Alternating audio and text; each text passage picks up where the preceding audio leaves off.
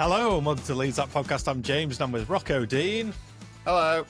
And Darragh Cunningham. Hello there. Yeah, welcome back. It's good to have Leeds United and Elland Road up and firing again, which is great news against Villareal at the weekend. But before we get into that, special thanks to Bass & Bligh, sponsors of the podcast, Yorkshire's premier optics retailer based in Harrogate, North Yorkshire. They sell the finest cameras, binoculars, spotting scopes, lenses, monoculars, thermal cameras for looking at heat in the dark. Like Predator. Like Predator, that's the one, yeah.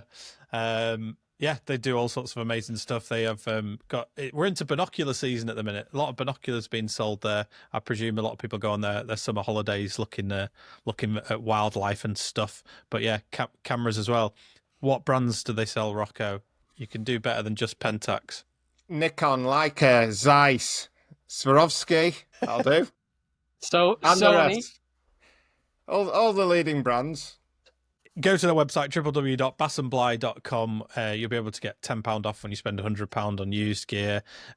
Visit them on 6 Beulah Street in Harrogate.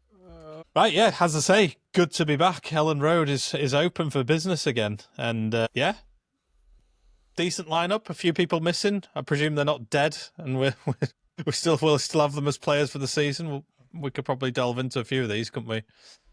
Yeah, there was rumours that Bogle was going to be out till Christmas, but hopefully unfounded. Seems like it's fairly short term, but with Farke, you never quite know. Like, he says that he's going to be struggling for the AC Milan game, but that doesn't mean he's going to be back for the next one, does it? I'm a bit worried. Does it mean AC Milan 2 years' time in Europe? Is he predicting the future? Because it's a hip injury, isn't it? So it's got Adam Forshaw written all over it. No, it's only a hip flexor. It's only a hip flexor. That's your hip to me. They all count. Little tiny muscle right in the joint there. You play through that. You can't. Luke, you can't play through that. Lucas Perry was out with an injury as well. Darlow in goal. Darlow will be fine in the Premier League anyway. What are we worried about? You know what I was looking at with Darlow yesterday? It's like, he's so good. And he's been so good since he came in. I was like, what was the reluctance to play him? Like, he's been fucking brilliant since he's come in. Like, that save he made yesterday, he tipped it over the bar. That was a brilliant save. I like that you used fecking. It felt very Irish. Yeah, you know, the week that's in it, you know, Leeds are coming to Ireland this week, so we'll get That's true. You excited for it? It's not, I mean, yeah, we're less than a week away now, aren't we? I'm excited to see people. So, yeah, I mean, like, the match itself, pre-season friendly, you can take it or leave it. I'm going to be honest. I've been talking about this with Villareal. I put no heat into it whatsoever. But I'm excited to have a few people come to Ireland to meet up with people for beers, and then onto the Camden. And of course, any of our listeners here who want to join me for a beer, more than welcome. I'd love to meet people who support this pod. If you support this pod, you're a friend of mine, as far as I'm concerned. Yeah, good stuff. I suppose before we jump too far ahead, I think, I mean, a lot of people are still sort of fretting about the transfer window, and I say that in a way where I think I am as well. There's that worry in the back of my mind of, well, I know how Leeds do these things. I know that we kind of leave it late to hopefully get a really top player for decent money.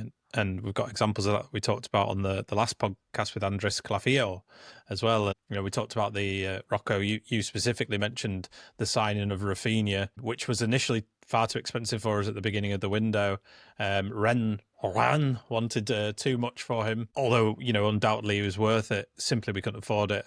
But by the end of the window, we managed to get him for 18 million, which was $1 million more than they paid for him, which is staggering, really. So yeah, I think I'm telling myself it's okay to be nervous, but equally, I think we've got to be patient. It's the way we do things, isn't it?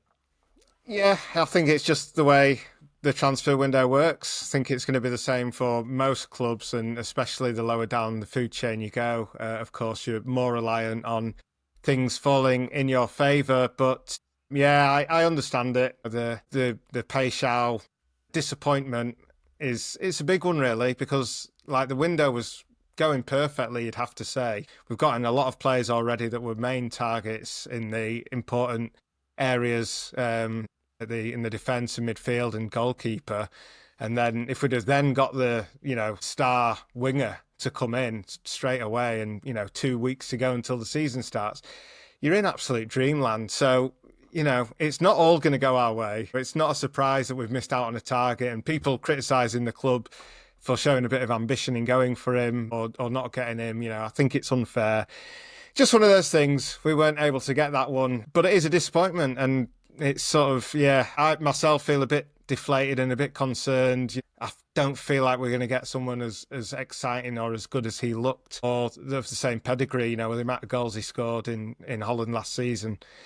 So, yeah, it's a shame. And I think we're in for a bit of a patient wait now. Yeah, I totally agree. I totally agree with you, Rocco. Look, I think missing out on Paixao after such a long, drawn-out saga, and the fact that he looked like it was coming to Leeds, like it looked like it was pretty much done until Marseille put that last bit in at the very last moment, and then they nicked him away from us. And he would have been a dream signing. But the recruitment team have done brilliantly. And they've shown that they can act quickly when needed, because Longstaff and Stack came in within days of each other. So there's no reason why we can't do that. The worst possible thing we could do right now is to react to what most fans want us to do. That's just go out and buy someone to fill the squad. That is literally the worst thing we could do. And I'll put back on my professional sports management hat now for the moment. If I'm sitting in an end of year review as the CEO, and I've been in these positions, so like I would have been in positions where we're kind of shortlisting not players but coaches. So say to take you from one Olympic cycle to another, and as you're coming up to the end or drawing up to an Olympic Games, you have your list of coaches who you think you might want to bring in for the next 4 years to bring you on to the next Olympic Games. And of course, you'll have coaches from China, from Egypt, from Denmark, from all around the world, because you're looking for the best of the best. And when that happens, you have to make a decision of, do you want someone in now or do you want the best person? And what invariably will happen is you'll have to make a judgment call based on that. So sometimes someone's contract might go up till Christmas, which means you'll have to sacrifice the 6 or probably 4 or 5 months after Olympic Games, because you won't get any training in, but you'll have 3.5 years leading up to the Olympic cycle. Or you can get a slightly lesser coach for the full 4 years. And you have to make those judgment calls. And I've always erred on the side of longevity with regards to that, because the legacy that leaves behind. So for me, when I think about us buying a player, yeah, we could go out and buy a player who is perhaps at one level above Willie Gnonto or Ramazan. But that's a big risk, because it'll cost 20 million quid. And there's no reason why Ramazani and Gnonto can't go up a level. And there's equally no guarantee that that player who is maybe a little bit better than them for 20 million quid will remain better than him. He could have a drop off. Whereas if we hold out until closer towards the end of the window, maybe just 3, 4, 5 players in those chain of players as buying and selling happens, who become available at a better price. And if you've been paying attention to this pod, we've had Isaac Johnson on. He has said, Leeds' strategy is to not dive straight in, that the players that we want at that level we want are currently not available. That's not to say they won't be available. And then Andres Clavijo, who told us about how they got Rafinha. There's got to be a lesson learned there, because his initial response to Rafinha, or Orta's initial response to Rafinha, was impossible, too much money. And then later on, he becomes available. If we'd have bought Michael Cuisance for 20 million quid, we'd never had the money to buy Rafinha. So I'm just urging caution. I think we've got to be patient, and let's look at the numbers. So let's say we don't get someone in for the first 3 games. That means we can get someone in of a very high level for 35 games, or we can get someone in at a lower level and they'll have 38 games. I know which one I'm going for in that scenario. And at the end of the season, when I have that director of sport in and I'm asking him about his decisions across the year, he's saying, "Amn't I great? I showed patience and got the right player," rather than, "Yeah, sorry, boss, I panicked and I bought the next available player." We got to be patient. Yeah, definitely. I completely agree. And transfer windows are funny, aren't they? Because they just sort of conjure up all these feelings, and because it's so omnipresent, like everyone talking about it this time of the season, because there's no football, so it's just the thing that sort of boils everyone, isn't it? That everyone just gets far too stressed about it and overthinks it and tracks flights from all around the world that might be coming into multi-flight next to Leeds Bradford Airport. And the reality is that sometimes footballers just make decisions that we don't like as well. He's gone to Paixao has gone to a beautiful city in the south of France. He's lived in like a northern European city now for a while, and maybe he just wants to change and wants some nice scenery and play in the Champions League. And there's nothing wrong with that. It's disappointing, but there's nothing wrong with it. And there's plenty of players over the years that have turned down Leeds. There's plenty of players that have turned down other clubs for other moves. I see Mark Goldridge and Man United fans losing their heads because Newcastle are potentially signing Sesko over them. So it always happens. It'll happen in football. And I think, just to kind of add to the point you're making there, Darragh, and Rocco, you've made it as well, is that I think we've made signings in the past based solely on their stats as well. And it just hasn't translated into this league. And I think back to Rasmus Christensen when we first signed him and the Athletic, all the stats that they did on him and how he'd be so good in possession, doing the overlap, so good out of possession, winning duels. I mean, first few minutes of the Wolves game and he was turned inside out and it just did not translate. So when Leeds United say we want to get a player of calibre that is top, I believe them in that they're not just looking at stats. They can already see that person is above a level that we have right now and significantly above it. And that's what we need to get us out of, or certainly competing higher than the relegation zone in the Premier League. So the players have to make the grade. We've squandered a lot of money on players that just didn't work in the past, Rocker, Rasmus, Wober, and we just can't make that same mistake again. So that's the part of me that leans into a calmer head and thinking more logically about it, is that, the club have got to do the right thing because we've made too many gambles on the future potential players like Ruter, spending 40 million on him. We can't afford to do that anymore. So we've got to be very, very smart. That's a great point, actually, James. And I think that goes back to the recruitment philosophy and the recruitment strategy at the moment. Our recruitment strategy for the last 2 seasons has been spot on. We're not in any position to even question the recruitment. They've been so good in terms of bringing in the right players who've slotted right into the system. But one of the profiles that we look at this summer, everyone's making a big deal out of the size of the players, but look at the age profile. They're all 26. Nearly every player we've brought in right now is in prime age right now to make an impact right now. We're not buying Ruter to come in and spend 2 years developing and then sell them to Barcelona or anyone like that. We are buying players who are at their peak right now and will cover us in the Premier League to stay up for 2 or 3 seasons and give us that base. And that's the type of players who just aren't available at this moment in time. Saying that, it's great fun for fans, and myself included, to track flights and look at players. And I was gutted when we lost Paixao, but then 5 minutes later I was all right because I never actually heard of the guy up until a month before that. So have your bit of fun, enjoy it, enjoy the summer. It's great crack. I tell you what, it's a lot more crack looking at all the players we're going to buy than if we hadn't got up and we'd be looking at all the players who'd be leaving. So enjoy it for what it is. But let's just not lose the heads just yet. I was going to jump to the end of the game, but we should probably talk about it a little bit, shouldn't we? I mean, preseason fixtures are always just ones to get the time in the legs, as the old saying goes, and just start to sort of play more as a team, and I guess tweak some of the things they've been doing in the week in training as well. But yeah, it's an interesting lineup: Gudmundsson, Schmidt, Strauch, Rodon, Ampadu, Longstaff, Stack, Gnonto, Aronson and Nemecha. Aronson before kick-off. I think a lot of people were just... I mean, a lot of people are done with Aronson, aren't they? For various reasons. I think it's a little bit harsh. But yeah, interesting lineup. And were there anything in there that surprised you? Good and bad? Well, just the lack of certain players, I suppose. I didn't go to the game. My dad and my son went. And yeah, I think they were very disappointed not to see Perry. And but yeah, I don't know. It just is what it is, isn't it? It sounds like it was just a pretty bog standard, friendly, not particularly exciting, but, good for them to acclimatise themselves to Elland Road, and great for fans like my son that wouldn't ever get to go to a game, and a proper game. So nice to see a lot of kids getting the first game and stuff. But yeah, you two should talk about the match because I've not been able to see it. Well, one thing I was just going to say, sorry, Darragh, is that tone you sort of get from your dad and your son is basically because there isn't an exciting player that we've signed, which is what everyone wants from a transfer window. But actually, when you look at it, you look back on it, I think there'll be some really pivotal signings that we've got in and amongst this team, like Stack, for instance. and Be All, who came on later on as well, who had a really impressive game. I thought it just cut some things out, but yeah, sorry, Darragh.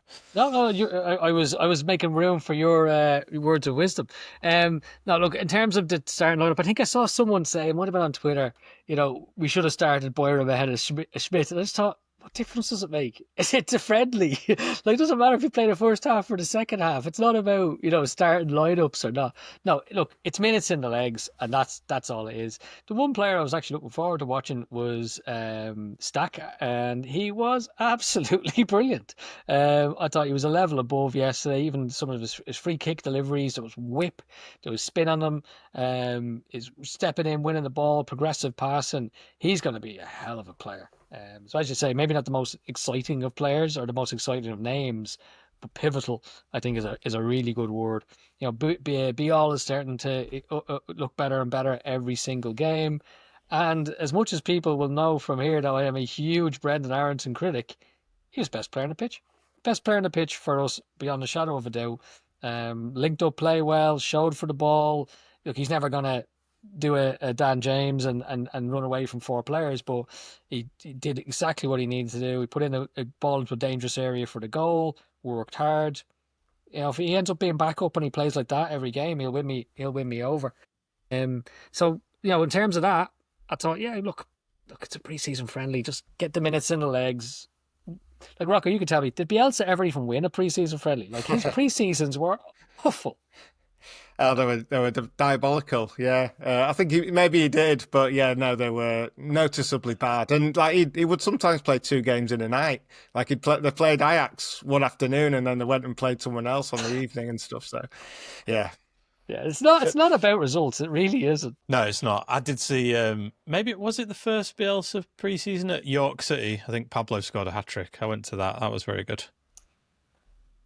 We need to talk about, if we're going to keep saying Villareal, we need to talk about Schmidt. I have a point to make. Well, let's go into Schmidt then. Not go into him, like crucify. But a lot of people were, I think, a lot of people that were read in various groups and on Twitter were just like, oh well, maybe Farke was right about Schmidt after all. Who am I to judge Farke? Those sort of comments. But yeah, I was uninspired by his performance. Like you say, I know it's pre-season, and maybe it's a bit harsh to even call him poor in that game, but because he's barely played in the last year, and that's part of the issue, isn't it? But he's a man that definitely needs game time because he's got a lot of catching up to do to play in the Premier League. I think, though, he's starting to play his way out of contention for me. So up until yesterday, I was actually a fan of Isaac Schmidt, and even seeing him on the team sheet, I thought, oh, this is good. Like, this will be his chance to kind of lay a marker down and show that he can be backup. And I don't think he was awful. Don't get me wrong. He wasn't as bad as, the social media people are making him out to be. But he was distinctively below par, let's say, in parts.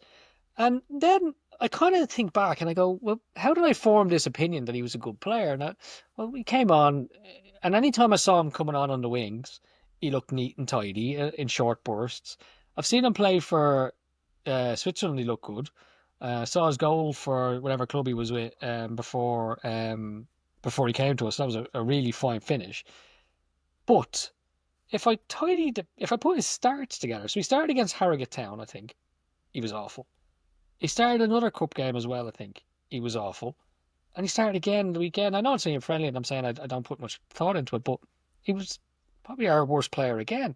And I go, I'm going to have to start reforming my opinion on him because the evidence would suggest that Farke is actually right and I'm wrong. That maybe he's not up to it. I do agree. And I think he needs to go out on loan. It sounds like he wants to go out on loan, doesn't it? And which causes us problems. It was a problem anyway, and that's why Farke wants more fullbacks because he knows he's not up to scratch. Basically, Goodmanson. I think I saw mixed reviews on him. A few people saying he was amazing. I didn't see it, but again, it's a friendly. There's just a few things that I just thought he's not using his right foot here, and he's causing himself problems on passes inside. And yeah, maybe I was nitpicking, and maybe it's too early to make a judgment. But yeah, I thought I kind of expected more from him. To be fair, you made some good points on that off the pod. Well, like, talk us through that because this could come up during the season, and I think this could be an important thing to look at. Well, there was passes that were coming into him, and the way he was turning around players, and he just wasn't using his right foot at all. He was just stuck on his left.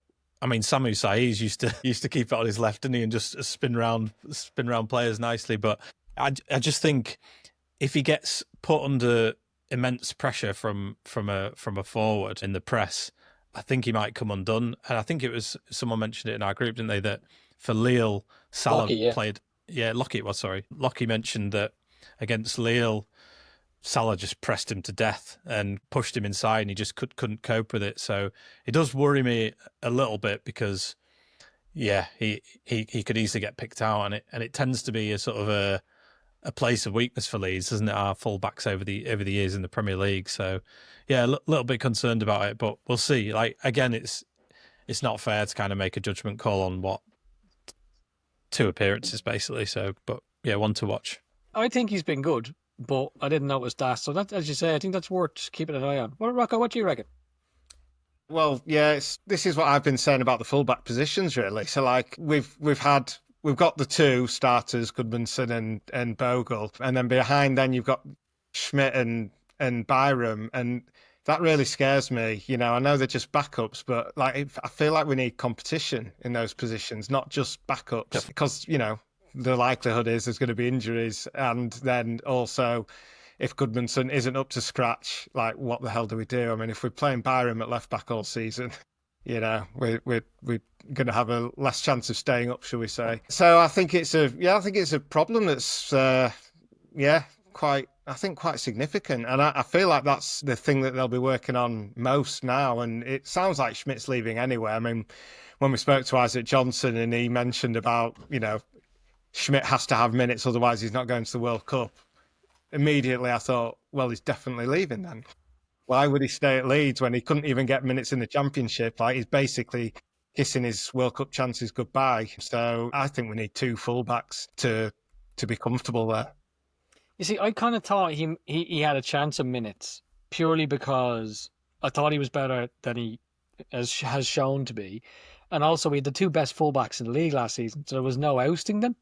And I thought he might have an outside chance. The other thing I thought was it wouldn't be the end of the world for his World Cup hopes if he stayed until January to see how he gets on and then was loaned out and played, you know, the last 20 games leading up to the World Cup. But based on what I've seen yesterday and then thinking back to his other starts, he's been less than convincing. So, yeah, I mean, I said that on the pod last week, I'd be fine with it, but I'm not. No, I've been convinced, or he's played his way out of contention for me. I think we need another one. The interesting thing for me is, you know, obviously everyone's talking about the need for wingers and attacking, but I think Bogle has been so important with our attacks, even in pre-season against Man United down the right. He was amazing, and I don't think we can underestimate that. You know, when we're missing someone like Bogle in the team, there's a massive effect on us defensively, but also in attack.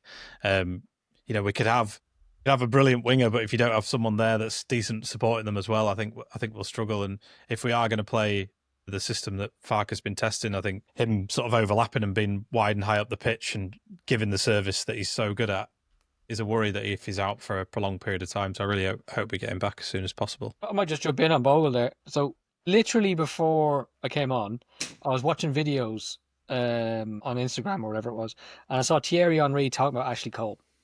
And he said that Ashley Cole at Crystal Palace, well, I didn't even know he was at Crystal Palace, was a winger, apparently. And then when whatever happened with Silvino at Arsenal, Cole came back to play left back. He said because he could dribble, it opened up the whole play. He said he was actually their most important player. So what would happen is Ashley Cole would get the ball, he'd beat the winger, and everyone else would have to react. So the midfield has to push across, the defence has to reshape, and then Robert Pires, being as clever as he was, would find space, and Henry would get free. And he said, but it all started with Ashley Cole. And I actually thought that's exactly what Bogle is for us. He's so good on the ball and so good attacking that the minute he drives forward, as Marcelo would have said, it unbalances the opposition.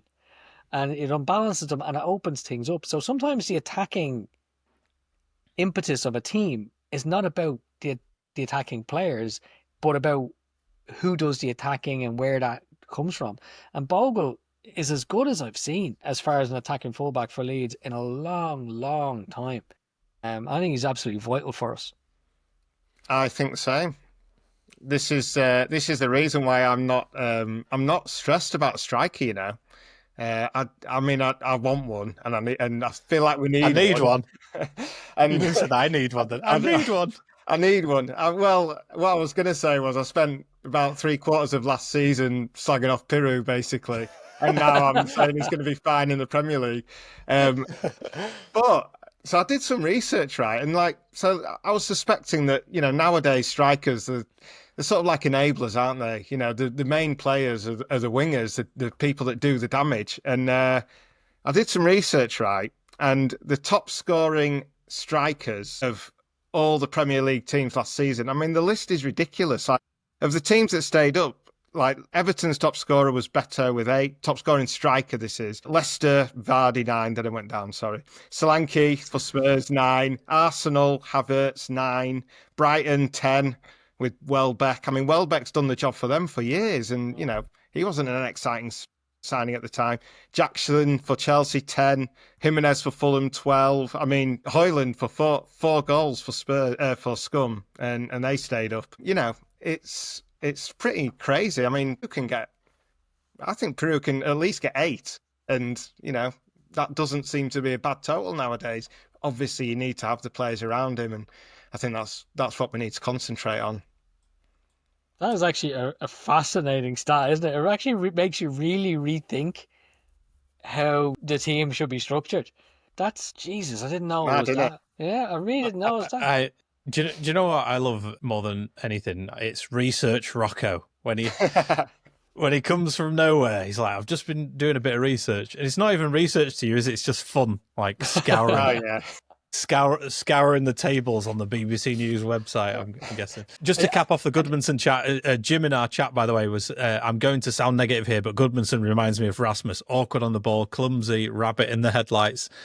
We'll see, Jim. We'll see. Sorry, Darragh. I was just about to say, for anyone who doesn't know Rocco, right, it's like, let's say technology is not a strong point. So if he's looking at this, everyone else would think, well, he just gets the stats sheet for who scored the goals and he filters by striker. No, Rocco does not know how to filter by striker. No. Rocco, you're literally there with a highlighter. He's written it down. You've written it down on paper, haven't you, Rocco? I knew you have. What a guy. I love you for that, though. That's why I love you. So you spoke, Darragh, about unbalancing teams, from one unbalancing to another unbalanced. Brendan Aronson. And in our WhatsApp group, there was a poll, and he came out as man of the match significantly. A lot of people on Twitter were nervously saying, I don't know about everyone else, but I thought Brendan Aronson was man of the match, because no one wanted to be jumped on, which is what usually happens. But I think Brendan Aronson, we've got to be careful, because this time last season, he lured me into putting him forward as, what was it? What did we call it, Rocco? Surprise package? Surprise package. Yeah. Surprise package of the season. And he has come up with some brilliant assists in pre-seasons over the years as well. In 2022, I think, was the other one where he got 3, someone mentioned. But I think, and I always remember this from when he first came to club, the whole talk was about Brendan Aronson in the half space. And I was like, I don't even know what half space is, so I better do some research on what that is. And the half space is the space that's just inside from the wing, for anyone who doesn't know. But also he's kind of brilliant in between the lines, in terms of in between midfield and defence. And he is, like, when we've watched him, he gets the ball, he turns, he runs with it, and he's brilliant at that. He really is. Where he comes undone is when he gets 2 defenders in front of him and a midfielder coming to challenge him, and then all of a sudden he loses it. He doesn't know where it's going to go. But I think because we saw him out on the right wing yesterday, it's why he performed so well, because I think there's less of a challenge around him. Playing midfield is in that position is really, really hard. You're under so much pressure at the top level against, particularly Champions League side like Villareal. I imagine it's really, really difficult. But I think, is Brendan Aronson the sort of player that benefits from just not having as much in front of him? Can he play little 1-2s and go out wide and put the ball in? I think it's possible. It's interesting because I think if he's played in that position more, it creates a headache for Farke, because Farke likes him in the middle because of how good he is out of possession and all the running he does and all the pressure he puts on other players. But But I mean, even yesterday, there's one moment where I was watching and he was on the right pressing, and then they moved it over, and somehow he's on the left pressing as well. It's like the amount of running he does is ridiculous. So yeah, it was interesting. And I know we've experimented with him before at Crystal Palace a few seasons ago, when he took it, like Darragh, you made the point of him not being like Dan James, take it around 4 players. He pretty much took it around 4 players then. I remember, had a shot. Did he hit the post or something, did he? Hit the post, came out to Strauch, and he finished it. And so yeah, it's an interesting one. I don't know whether he'll kind of still occupy the half space, or occupy the wing, should I say. But yeah, it's one to watch, I think. It's an interesting one. Well, when he was coming back last summer, I said I assumed that he would play right wing. I couldn't see him playing centrally, but obviously, yeah, Farke loved him there, and like you say, I'm sure he was there to help us control matches, not to split defences, and he did the job, and we won the league. So yeah, interested to see him out wide. Still, I'm still not so sure that. I think he'll be on the periphery of the squad, if at all. I think he'll be, he'll come on, and like he did for Union Berlin, he was basically a substitute for the last 10, 15 minutes every week, giving the extra energy that you need in whatever situation you're in. I expect that, if anything. But it'll be interesting to see him given a shot. Supposed assist, I'd like to tear apart, because it started with a miscontrol, and the Premier League left back would have just swept in and cleared him into touch probably.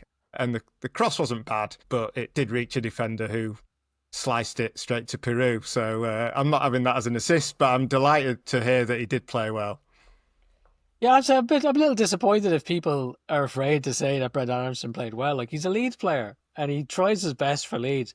I'm incredibly critical of him, but I don't dislike the guy. Like, I want him to do well. Like, I'd absolutely love nothing more than for Brendan Aronson to be our best player and lead us to the 15th place finish next season. Credit where it's due. He was really good yesterday. He was really, really good. He put that ball into a dangerous area, shall we say. It was against Champions League opposition, like Villareal, a Champions League team with a Champions League squad. So it's not as if it was an easy run out for him. But I do think you're right, James. Like, I've played in multiple positions, and it's very different. Obviously, look, way lower level, but it is different because when you're playing central midfield, there is a lot of scanning you have to do, and it's coming at you from all angles. Whereas on the wing, depending on how you position yourself, you pretty much know there's no one behind you. Like, if you put your back to the touchline, then you've got one goal here, one goal there, and everything is in front of you. So it makes it that little bit easier. Now, he's never going to get in ahead of Jan James, but based on yesterday, would I mind them having to come in for a few games or come on for the last 20 minutes? Absolutely not. And if he plays like that, he's going to be very, very useful to us. Problem is, I don't think, as you say, Rocco, I think a Premier League left back will just sweep that away from him. I think that what he does on the ball, I think, will be shown up. But he deserves his chance. For what he did last season, he deserves his chance to be part of the squad for next season. Yeah, definitely. And it'd be interesting. And obviously we've got another, we mentioned earlier, the friendly over in Ireland next weekend. So that's going to be great. Really looking forward to that. It'll be amazing for all the Irish Leeds fans out there. And I know there's stuff going on at the Camden, and it'll just be a good party atmosphere, I imagine. And I think we wanted to talk about season tickets, didn't we? They've arrived. Rocco, everyone else's season tickets arrived and yours hasn't. I'd be worried. Is it because of your slander on this podcast? I hope not. I am actually a bit concerned now. I was hoping you wouldn't have received yours because I've started to see people post them. Yeah, no, it's not come yet. Maybe next week.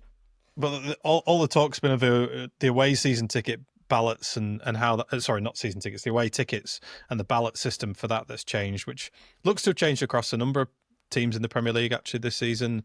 For anyone who doesn't know, it kind of used to be a bit more closed off. So I think a lot of tickets were put in for people who got over a certain amount of games, and then they'd get access to the ticketing system, they'd queue, and then they'd be able to get it on a first come, first served basis. But now that's turning into a ballot system, and also allowing home season ticket holders to enter a ballot system as well, which obviously there's loads of mixed views on this online. The people that have gone for years, who've had the loyalty points from going, we're a bit disappointed that it was changed into a ballot system because, let's be honest, they've had kind of a bit of a closed shop for it for some time, and which has kept a lot of people out. But Darragh, you made a really interesting point before we were recording about, Rocco, your books are kind of are all about the away days that you had with your friends as a teenager and getting into Leeds on the road. Some of them that spring to mind in League One and obviously the O'Leary years, going down to London as well. So yeah, I think it's good for football fandom that it is opening up a bit more. How about you? I do. Yeah, I think it's fair enough. Obviously, it's shit for some people who are able to go to all the games and now they're not. But I think the people who, I mean, they've retained the away season ticket holders, they've retained their away season tickets. But then, yeah, the sort of the next level down, they're going to miss out on some games. And yeah, it's bad for them. You know, they've been to up and down the country for a long time, going to every game, and it's great commitment. But you know, I just think like they're lucky to have done that. You know, it's a privilege that they've been able to do it. But like, there's hundreds or thousands of others that would have done the same if they'd have been given the chance. So it's a tricky situation, and obviously you can't, can't make everyone happy. But I think it's a good thing, and certainly think that the ballot is better than that first come first served malarkey, like signing on with 80 different browsers and queuing like that. I mean, that system was just appalling. Yeah, it sounds to me like the pretty fair, decent thing. I'm quite pleased with it. Yeah, I have to say I can see it from both perspectives. Like my nephew, who was the biggest Leeds fan as you're ever going to meet. Like, he was traveling over from Ireland for every single home and away match for years, to the point where he said, you know what, packed in his job in Ireland and literally moved to Leeds, just so he could go to every home and away match. And to think that someone like him, who has put in the hard graft, wouldn't be guaranteed a ticket or wouldn't get a ticket for an away match. I genuinely feel for those people. Like, people who have done those miles for years, you do deserve a ticket. Don't get me wrong, you absolutely deserve your ticket. But the kids coming through who are 15, 16, 17, who are coming of age and love Leeds just as much as anyone else, they deserve a chance for those tickets too. And you can't just, when it comes to being a fan, Leeds belongs to everyone. So you can't just, take a part of it and then pull up the drawbridge behind you and say, sorry folks, we're okay up here, you can't join us. And unfortunately, that is kind of how it's been for the away tickets over the last number of years. If I get fully respect to those people who travel those distances week in, week out, but there has to be a new generation to come through, and like, those people will go on to have kids and family members who'll also want to be part of that experience too. So yeah, I totally agree. I think as much as it's a kick in the nads for the people who have put in their time, I think to give new Leeds fans or long existing Leeds fans an opportunity to go to away games, I think you can't say it's not a fair system. Yeah, no, I completely agree. So yeah, interesting, and we might get to a few away games ourselves this year, because we've struggled to get to them. That's what I'm hoping. Well, maybe I'd give my ticket to someone who's been travelling up and down the country, James, if I got one. I have to be honest. What a horrible person I am! Like, oh yes, now the ballot's open, I might get some bloody tickets. Screw all you guys. No. To be fair, it does actually, like what I said, the one game that I was able to get a ticket for was Brighton, so that does actually show you that a lot of people obviously couldn't be bothered going all the way down to Brighton, and I was lucky. I think that's the only away ticket I've been able to get in the last probably 3 years. The other thing that we don't have to dwell on this, but just a point to make as well. The other thing that we don't really talk about that is annoying is that they reduced away capacity in the Premier League, pretty much overall, because of it was a certain percentage of attendance. Was it 3,000 or 10% if it's 10%, less than that's right. 30,000? Yeah.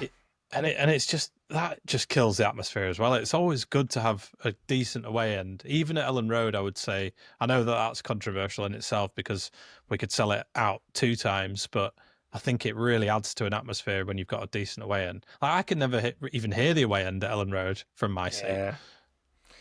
It's a funny situation all around, isn't it, with attendances nowadays? It's so, the home tickets, obviously, that's a difficult situation as well. You just want everyone who wants to go to be able to go, don't you? But you just can't do it. Get Elland Road built.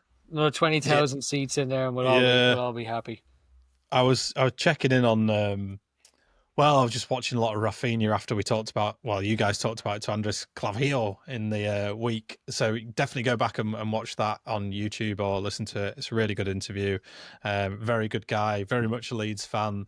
For anyone who doesn't know or recognise his name, you'll know him from being Bielsa's translator, but he's obviously a very, very good analyst. He's a head of sport now as well. So really good guy, really good interview, and you should watch it. But the point I was going to say is I was watching a lot of Rafinha, and he looks amazing, by the way. Like recently, he's even got like the bandana on, like Ronaldinho.